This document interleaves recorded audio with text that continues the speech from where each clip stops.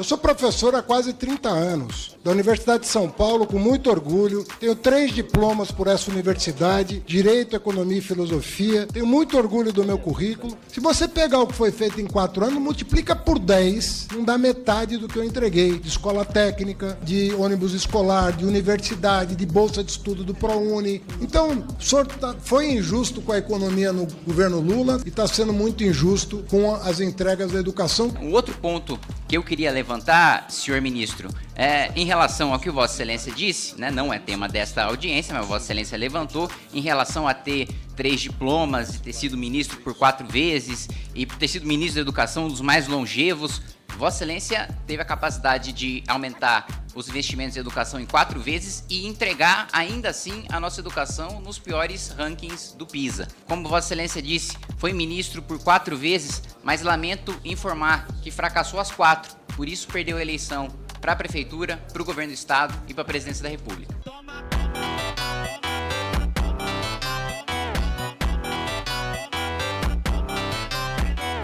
Veja, deputado, você faz muito populismo penal, né? Aumento de pena para isso, aumento de pena para aquilo e por aí vai. Aí, vão aumentar a pena para crimes de roubos e furtos. A questão é, o bandido tá lendo o Código Penal, ele sabe, eita, porra, agora aumentou 4 anos a pena. Eu ia roubar, mas agora que aumentou a pena, eu não vou roubar mais não, porque ele tá lendo o Código Penal. Isso é demagogiazinha de que não tem proposta. Se tem uma pessoa que conhece bem o Código Penal e o Código de Processo Penal, que inclusive redige habeas corpus do próprio presídio, é o criminoso. Eles entendem bastante de direito, eles acompanham bastante a legislação penal, eles muitas vezes discutem, inclusive, com os advogados de defesa, mas aí um dado da realidade que você ignora, né? Não é populismo penal, é você pegar o que funciona e mais do que isso, né? De que adianta você pegar o receptador se o receptador, no final das contas, nunca vai pra cadeia, porque como a pena é abaixo de 4 anos, o juiz vai converter aquilo em pena restritiva de direito em vez de pena privativa de liberdade. O que a gente tá falando é justamente prender esse sujeito pra acabar, ele não abrir um negócio em um novo lugar. Kim, tu trabalha? Pois eu desafio você a encontrar um deputado de esquerda, ou até comunista, coitado. Se eu for limitar pra comunista aqui, você tá lascado, porque sequer consegue eleger gente direito, né? Mas vamos lá, 8 projetos de lei aprovados, 70 relatórios de projetos de lei aprovados, sem falar em mais de uma centena de projetos barrados, projetos ruins, PL da censura, aumento de imposto, a taxação que queriam levar para 92% de compra online, que a gente conseguiu reduzir para pouco mais de 60%, que ainda é uma desgraça, ainda é um desastre. Você falou, só atende empresário, só beneficia empresário. Os privilégios tributários aprovados para os 17 setores, eu fui absolutamente contrário. Todos os que a gente tem, sei lá, 400, 500, 600 bilhões de privilégios tributários para grandes empresários, todos esses eu sempre votei contra. Você não conhece minha trajetória, você não conhece meu trabalho. O bicho é bom mesmo, pô. O bicho é diferenciado, rápido, virado na desgraça.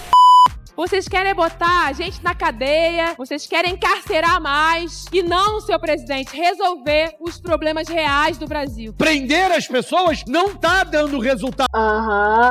Sei. O que eu mais combato aqui dentro dessa casa é rico, principalmente político rico, que consegue manobra no Supremo Tribunal Federal pra se livrar dos crimes que cometeu. Não é pobre que rouba, não. É mau caráter que rouba principalmente os mais pobres. E eu ouvi deputado petista falar que é a favor da segurança pública. Não, vocês não são a favor da segurança pública. Vocês são a favor de segurança privada pra vocês. E que os mais pobres continuem sendo roubados, sendo furtados. Então essa falácia de que há uma criminalização dos pobres vem de um preconceito de que só comete crime quem é pobre. Se isso fosse verdade, em Brasília só tinha santo. No Congresso Nacional só tinha santo. Vão pra rua e perguntem a opinião dos mais pobres sobre esse projeto que vocês vão ter a resposta. Camarada Kim, um grande lutador social, embora do lado errado. Digo mesmo sobre o senhor Stedley. É igual você pegar a torcida do Corinthians e as brigas que dá no estádio, você botar a culpa no Corinthians. É normal da luta de massa, da situação que envolve muito povo, e você que participou de muitas mobilizações, sabe como é que é na rua. Das manifestações que meu movimento convocou, não houve em nenhum momento a prática de nenhum crime, não houve uma vidraça sequer quebrada. Diferente do MST, o MBL tem CNPJ, presta contas à Receita, já abriu suas contas para a polícia, para o Ministério Público e para o Judiciário. Então eu questiono se o senhor coloca à disposição seu sigilo fiscal, bancário, para que nós tenhamos essa transparência. Todos os grandes movimentos não tiveram CNPJ. Você tem notícia do CNPJ da Coluna Prestes? Foi um movimento criminoso, Coluna Prestes. Não, nunca conheci fatos como esse. E se aquilo for verdadeiro, isso vai contra os princípios princípios do MST. O senhor deu uma entrevista citando especificamente um caso desta CPI, o que significa que o senhor mentiu. O senhor teve ciência, sim, do caso, porque o senhor comentou em entrevista. Nós defendemos o governo Lula, porque nós o ajudamos a eleger. Os companheiros não destruíram nada. Eles só entraram na Embrapa para chamar a atenção de um problema que existe na região. Eu posso até fazer uma autocrítica, foi um erro, um equívoco entrar na Embrapa. O senhor chama de erro ou desvio, eu chamo de chantagem e crime, né? Discute meritocracia nas escolas, na educação, é considerar que todos têm o ponto de partida da mesma oportunidade, nas mesmas condições socioeconômicas e educacionais. Premiar os melhores, nós podemos estar reproduzindo a desigualdade, reproduzindo aqueles mais que tiveram já mais oportunidade, para aqueles que sobem de elevador. Eles serão premiados porque eles vão chegar antes, porque eles vão ter melhores condições. Ao invés de nós construir uma política para diminuir a desigualdade educacional, o risco é premiar e reproduzir a desigualdade educacional. A síntese do argumento do deputado Pedro Kizai é de que o meu projeto, ele incentiva a desigualdade por promover o mérito. Mas o primeiro ponto é o seguinte, eu não estou criando uma competição entre escolas. Eu estou promovendo dentro do âmbito de uma escola a premiação do aluno, e que inclusive eu não estou nem falando de melhores notas. Veja só um dos critérios que acho que fugiu à análise do deputado Pedro Kizai. Eu estou falando dele se superar em relação a ele mesmo. Eu não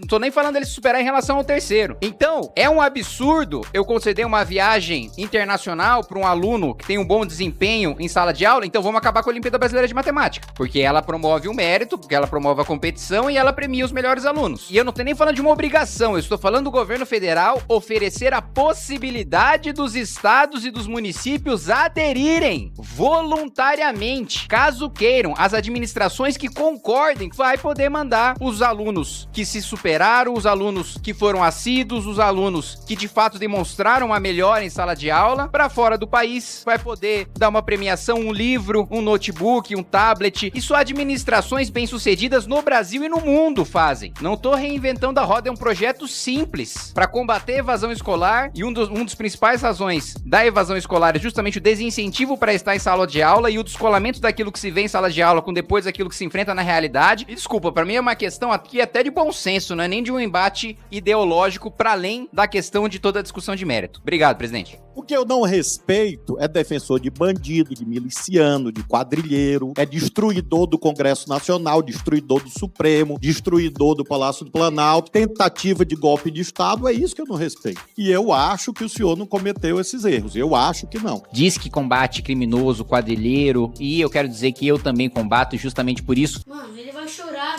Faço oposição ao PT, que é o partido do Petrolão, é o partido do Mensalão. Ele diz que acha que eu não sou criminoso, pois eu tenho certeza que ele cometeu o crime de responsabilidade ao faltar 2 vezes na Comissão de Segurança Pública e, portanto, não posso dizer o mesmo sobre o ministro Flávio Dino.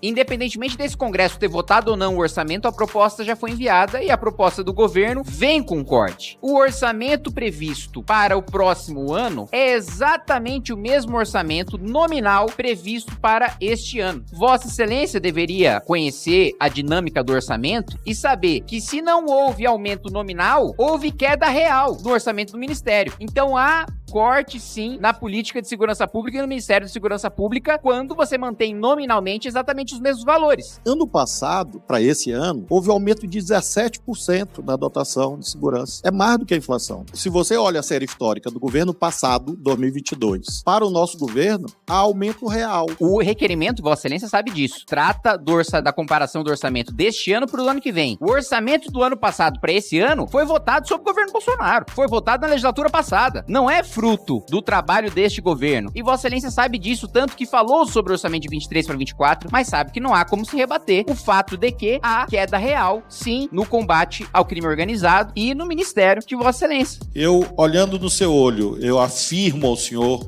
que eu não sou do tipo que mente, nem para o senhor, nem para ninguém. Por isso que eu tenho altivez e coragem, porque meu escudo é a verdade, sempre. O ministro, quando veio à Comissão de Constituição e Justiça, afirmou, e eu tenho isso nas notas taquigráficas, de que não havia sido informado da gravidade, né, dos ataques, ou do potencial de gravidade dos ataques do dia 8.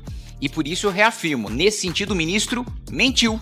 ele recebeu sim do delegado-geral da Polícia Federal do Ministério da Justiça a intenção de enfrentamento das forças de segurança, a intenção de tomada de poder e a intenção de você ter o vandalismo nos 3 poderes. E, mais uma vez, eu não falei sobre intervenção federal em nenhum momento, né? O ministro desviou da pergunta que eu fiz, eu falei sobre o batalhão de guarda presidencial. E o outro ponto, eu perguntei também por que ele não fez a sugestão de bloqueio de circulação de pessoas. Ele falou, não foi um decreto, foram 3. Tá, mas por que nenhum dos 3 tinha um bloqueio de circulação de pessoas? Então, mais uma vez, o ministro não responde e ainda diz que quem falta com a verdade sou eu, quando na realidade eu tenho as notas taquigráficas e eu tenho o documento do DG, que contrapondo um com o outro fica muito claro quem está dizendo a verdade. Senhor presidente, eu quero registrar a aprovação pelo Senado Federal do PLC 56 de 2018.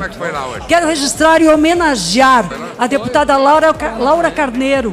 E só lembrando aos parlamentares do PT, do PSOL, do PCdoB, que o que nós estamos discutindo aqui, agora, nesse momento no plenário, é o cadastro positivo. Quer falar sobre outro assunto? Acorda cedo amanhã, eu sei que é difícil pra vocês, mas acorda cedo amanhã, se inscreve e fala no pequeno expediente. Não fala no meio de uma votação de crédito sobre uma coisa que não tem absolutamente nada a ver.